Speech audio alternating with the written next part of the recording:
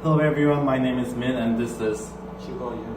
and for our EE3 project, we have built an obstacle avoiding car.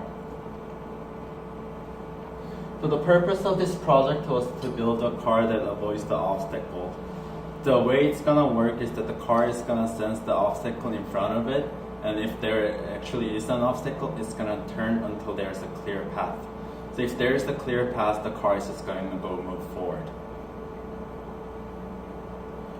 So the materials we used for this project was the car body, Arduino board, motor shield, and the ultrasonic sensor. So frankly, both of us have barely any experience using any of these materials.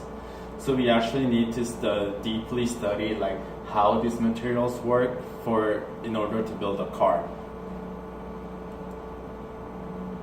Arduino is an electronic platform that enables users to build projects.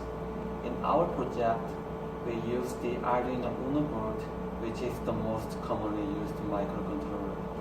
For programming, the Arduino project provides an integrated development environment based on programming language named as processing, which also supports the language C and C++. So to elaborate on this, so this is the Arduino Uno board, and this was our first time using this. And then we learned that there are 13 digital inputs and outputs, and then 5 analog inputs and outputs. And then there are sections for batteries and USB as well. So at first we thought that Arduino Uno was enough to control the sensor and the 2 DC motors. However, that was not the case. So the current generated by Arduino Uno was not enough to control the 2 DC motors. So as a result, what we needed was a motor shield. So motor shield is a module that controls the speed as well as the direction of the motor, meaning that the wheel is gonna either go forward or backward.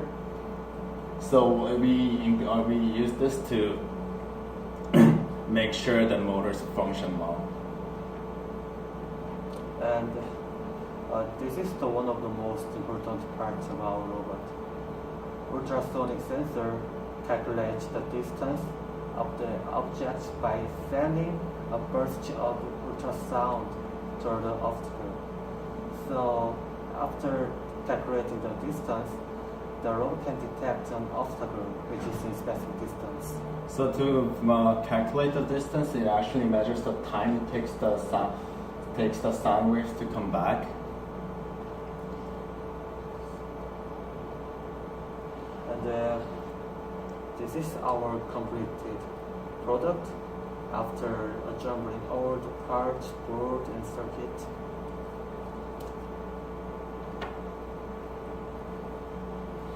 And we designed 3 other tracks, and the red lines are the ways where our robot is supposed to travel.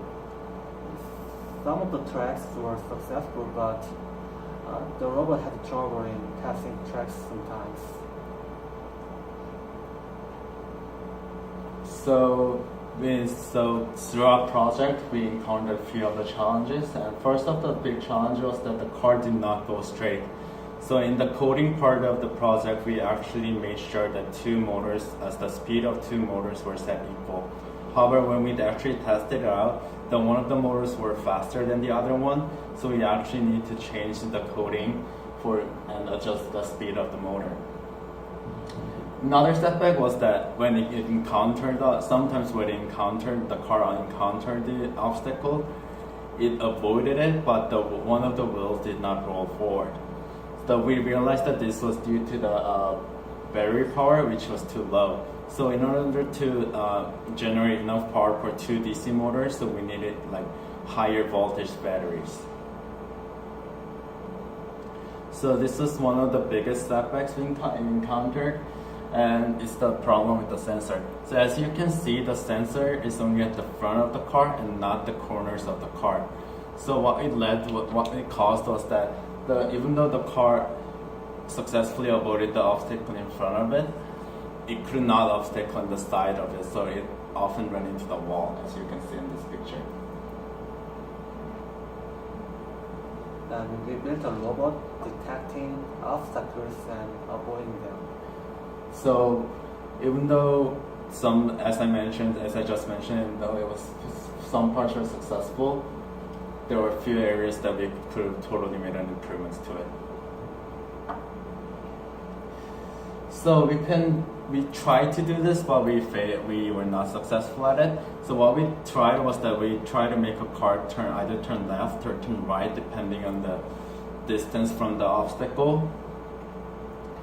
And then for future work, what we thought about was that incorporating the idea of Bluetooth. So how that's gonna pay out is that, so the car is essentially gonna be controlled by Bluetooth. However, when the user tries to run into an object, the car overrides the Bluetooth, and then the car stops itself. So this was a bit too complicated for us, and we hope to achieve this one day. And this is it for our project, and thank you very much. Thank you very much.